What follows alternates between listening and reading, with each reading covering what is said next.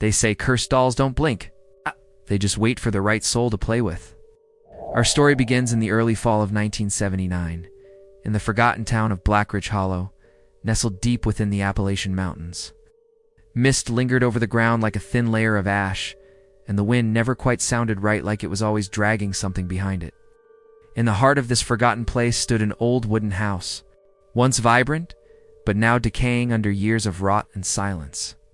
The villagers avoided it like a sickness.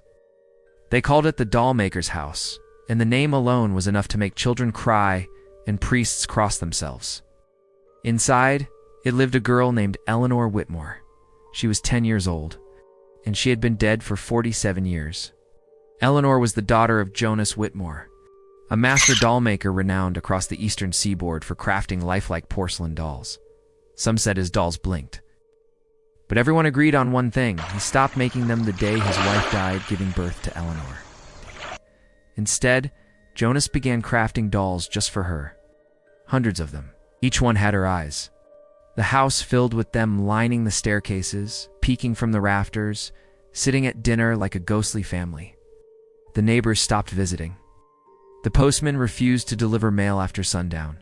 Jonas was last seen in 1932, his hands black with sap and resin, muttering to himself, "She's still in there. She just needs another playmate." Then, the house went quiet. No one ever saw Eleanor again, till Rebecca Evans arrived. In the present day, Rebecca was a single mother of one, a woman torn apart by a recent divorce and desperate for a new beginning. She had inherited the Whitmore estate from a distant relative she'd never met. The paperwork came anonymously.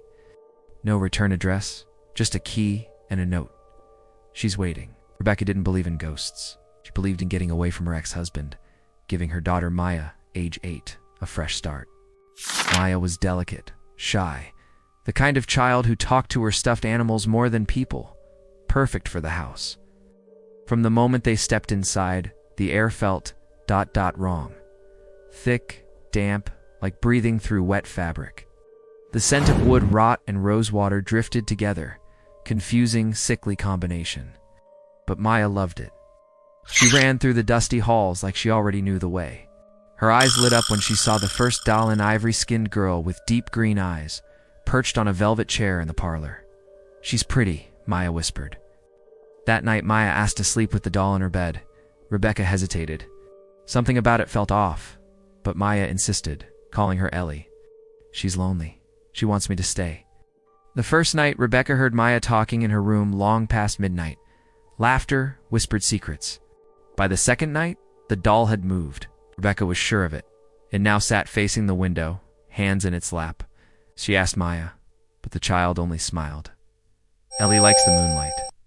She says it helps her remember things." On the third night, Rebecca dreamed of a girl in a white dress, face smeared with soot, standing at the foot of her bed. The girl's mouth didn't move, but Rebecca heard her whisper, "Don't take her from me." Rebecca decided to investigate the house's history.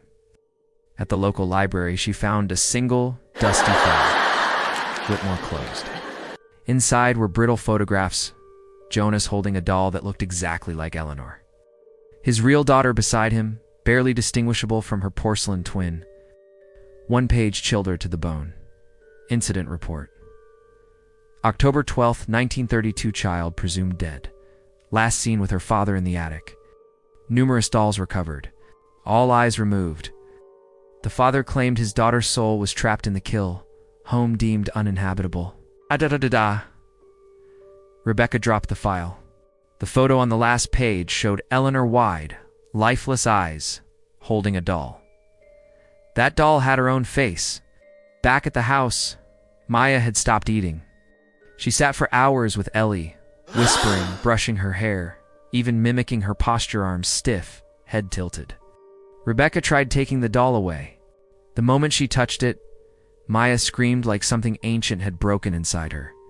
Her voice dropped, too low for a child. "She's not yours to move."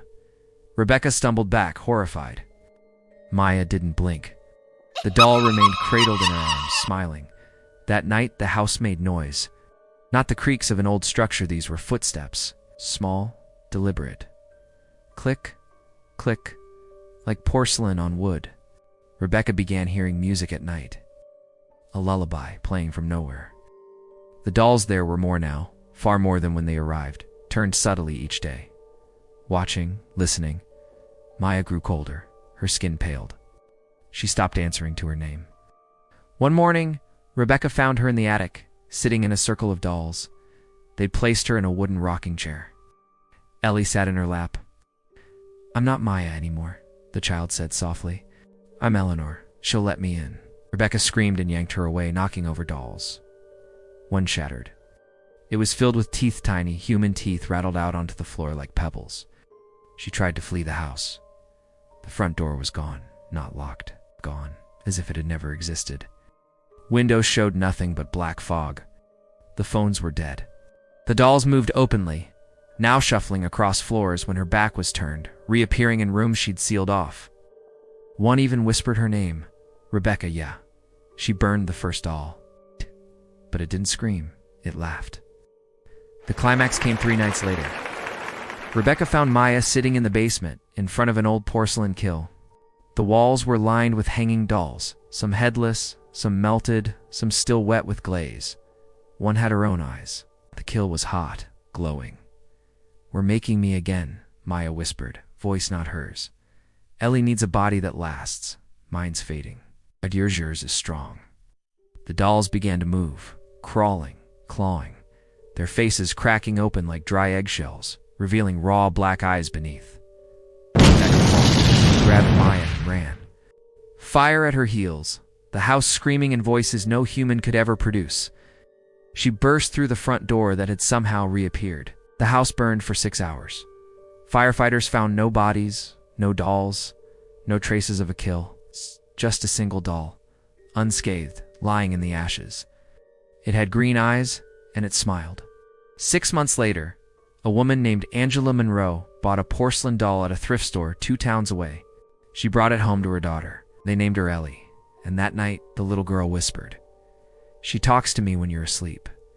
She says she used to be a girl named Maya.